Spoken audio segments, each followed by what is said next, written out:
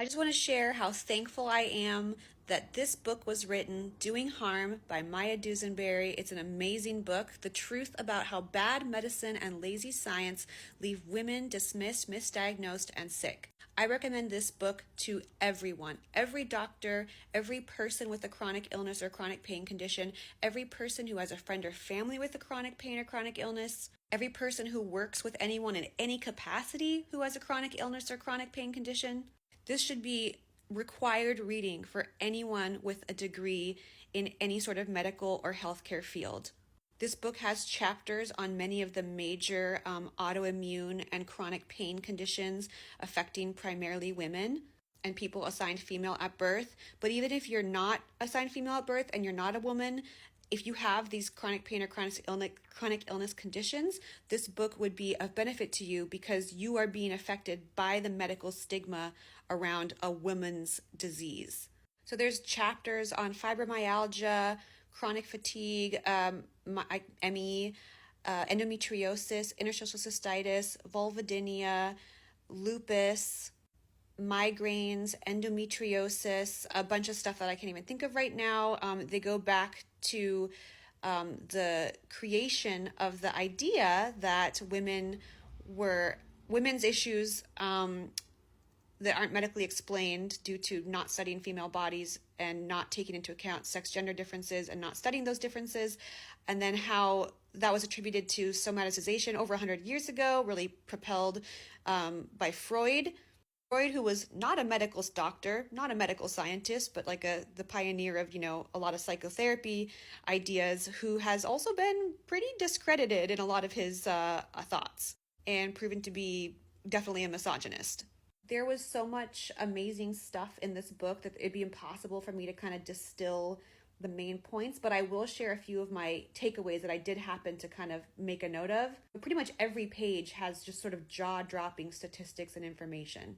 So one point that disturbed me was that even before the advent of germ theory, women were already being told that when they were sick, it's because they were bringing it on themselves, they were unfeminine, it's their fault, they're doing it to themselves, or they're faking it to avoid the harsh realities of any aspect of life. A lot of times they were being told because they were rejecting their womanhood because they wanted to be more like men. That's why they're sick with these symptoms. And this was a 19th century doctor's conception of like what hysteria was. And it was just really ringing bells for me with essentially what, Alan Gordon and Dr. Sarno are quoting when they're talking about why you're sick. They're basically quoting these 19th century doctors on sick women. The book quoted Freud a lot, and I made the note that when you say women's pelvic pain is the physical manifestation of mental distress due to trauma and sexual trauma, which is repeated now as if it's some big mind-blowing revelation, that's actually just what Freud was saying over 100 years ago. And his beliefs were based in women as being, overly emotional, inferior creatures.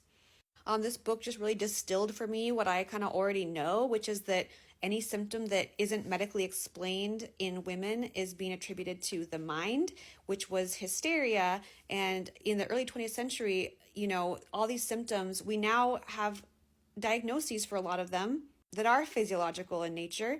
One of the most chilling examples of this was the story of a particular autoimmune disease called something autoimmune encephalitis. It had a very long name, but it's an autoimmune attack against NMDA receptors, and it also was usually triggered by a type of ovarian cyst, terotoma, and then the immune system produces antibodies to it, and then that messed up the brain and caused psychosis. And so this was being diagnosed probably as hysteria, and then people were getting their ovaries removed and that was curing them, but that's because they were removing the cyst.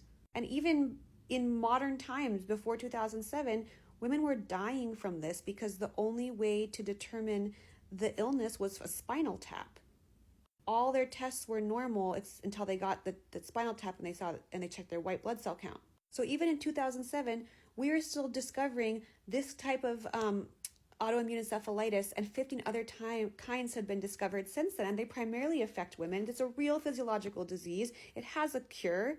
This book also just reminded me that, endometriosis for a time, even though it's still being contested and the treatment towards women with endometriosis, which is a physiological disease, is terrible. I mean, this book reminds you that not only are actual physical diseases being undiagnosed and missed and discounted, that even when there's physical findings, that doctors then still psychopathologize the patient. So even in 1999, interstitial cystitis wasn't part of the standard review for urologists planning to take the board exam.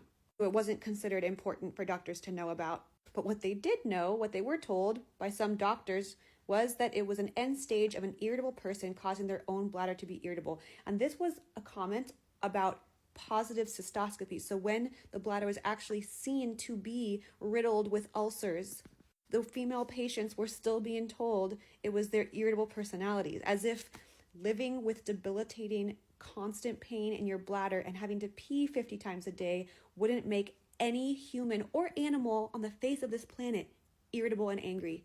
This book has incredible statistics. It had statistics about like the funding for a lot of major diseases like diabetes, but then it compared the number of people who suffer from them to the number of people suffering from things like migraines, and it compared the funding, and it's just pathetic how little funding and research has gone in to illnesses that affect millions of people compared to illnesses that are significant and important to study, but affect significantly less people, but get much more funding.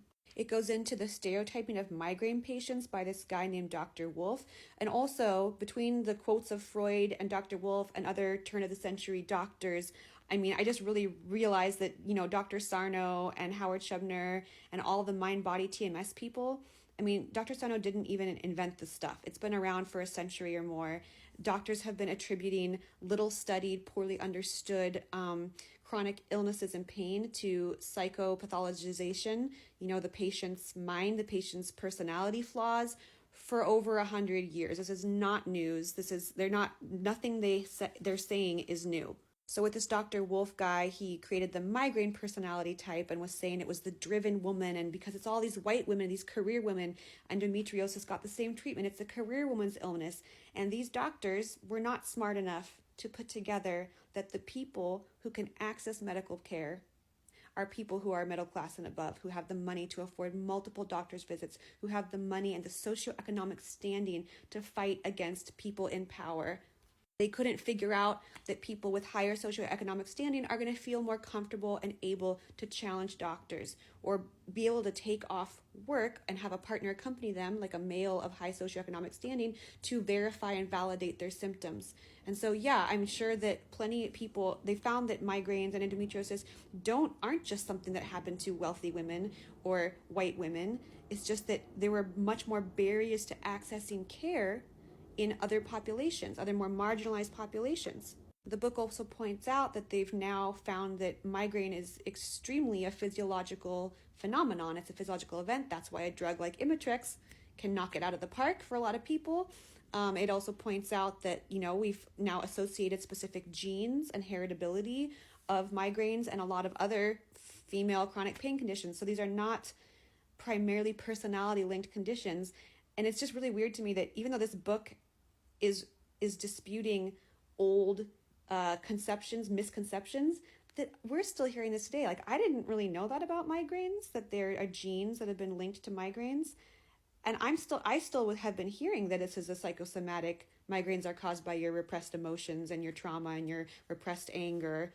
The book points out that there's, you know, a specialized doctor for all kinds of different kinds of illness, but we don't have a specialized umbrella doctor for autoimmune conditions. Instead, patients with autoimmune disease, which are overwhelmingly women or people assigned female at birth, we just get shuffled off to different specialties that are vaguely related to our issue. But why isn't there an autoimmune disease specialty? Like, why are people with autoimmune diseases being sent to completely different places when autoimmune diseases are often coming together? There's comorbidities. Instead, you get seen with a gynecologist, a urologist, an endocrinologist, a rheumatologist, a virologist, an allergist. And before I have to stop this video, another really amazing point to me was that with the linking of adverse childhood events with diseases, which is a real thing, those are physiological diseases. Those are still real physiological diseases. They're not psychological diseases. There's adverse childhood events and trauma linked to cancer and organ failure. Oh, and the whole secondary gains thing goes back to Freud too. You know, when people tell you that you're making yourself sick for some benefit because it's helping you avoid